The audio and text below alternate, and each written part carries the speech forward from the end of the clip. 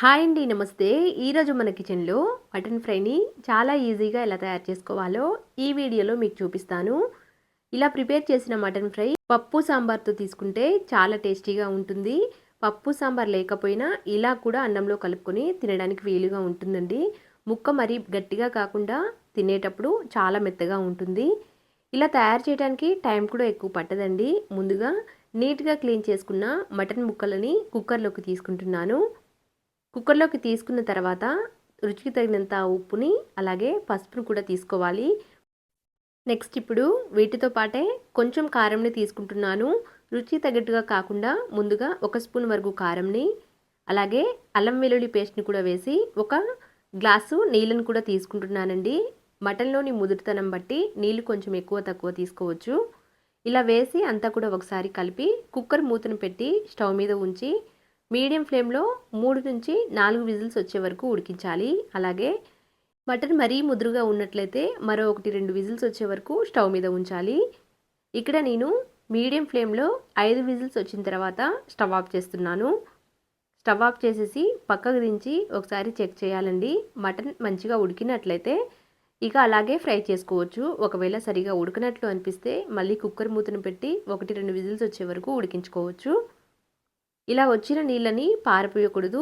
ఇలానే ఈ నీళ్ళతో సహా వేసి ఫ్రై చేస్తే మటన్ పీసెస్ అనేవి గట్టిగా లేకుండా ఫ్రై అయినా కానీ చాలా సాఫ్ట్గా ఉంటాయి. ఇక్కడ చూడండి, వీడియోలో చూపిస్తున్న విధంగా మటన్ ఇలా చక్కగా ఉడకాలి. ఇలా ఉడికితేనే ఫ్రై గట్టిగా లేకుండా ఫ్రై అయినా కానీ ముక్కలు చాలా మెత్తగా ఉంటాయండి. ఇప్పుడు స్టవ్ మీద ఒక కడాయిని పెట్టి తగినంత నూనెని వేసుకోవాలి. ఫ్రైకి కొంచెం నూనె ఎక్కువగానే పడుతుందండి. ఇలా నూనె వేసిన తర్వాత వేడి చేసి మటన్ అంతా కూడా నీళ్ళతో సహా వేసేయాలి. నీళ్ళేమి పారబోయిన అవసరం లేదు. మనం ఉడికించిన నీళ్ళతో సహా ఇలా వేసేసి మధ్య మధ్యలో కలుపుకుంటూ ఉండాలి. మూత ఏమి పెట్టనక్కర్లేదు. హై ఫ్లేమ్లో ఉంచి నీళ్ళన్నీ కూడా చక్కగా ఎగిరిపోయే వరకు వీడియోలో చూపిస్తున్న విధంగా ఇలా కలుపుకుంటూ ఫ్రై చేసిన తర్వాత ఇప్పుడు ఆనియన్ని ఒక 2 పచ్చిమిరపకాయలని కూడా తీసుకుంటున్నాను. ఆనియన్ కొంచెం ఎక్కువగానే తీసుకోవాలండి. నెక్స్ట్ వీటితో పాటే కొంచెం కరివేపాకును కూడా తీసుకున్నాను. కరివేపాకు ఇష్టం లేకపోతే స్కిప్ చేసైనా చేసేయచ్చు. ఇప్పుడు మధ్య మధ్యలో కలుపుకుంటూ గ్యాస్ని మీడియం ఫ్లేమ్లో పెట్టుకోవాలి. లో టు మీడియం ఫ్లేమ్లో పెట్టి అడుగంటకుండా కలుపుకుంటూ ఫ్రై చేసుకోవాలి.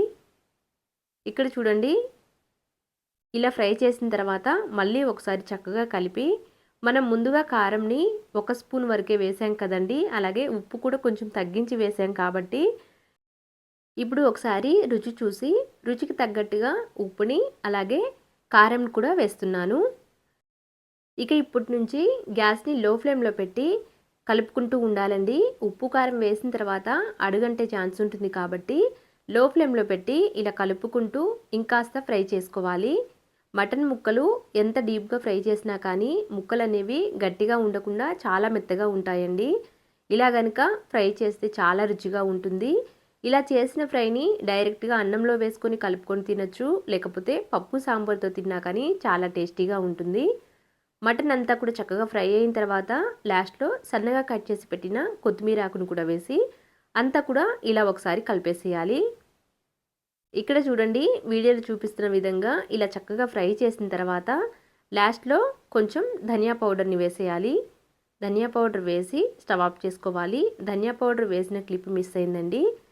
ధనియా పౌడర్ వేసి అంతా కూడా కలిపి స్టవ్ ఆఫ్ చేసేసి పక్కకు దించి సర్వింగ్ ప్లేట్లోకి తీసుకున్నాను. అంతే అండి. Thank you for watching.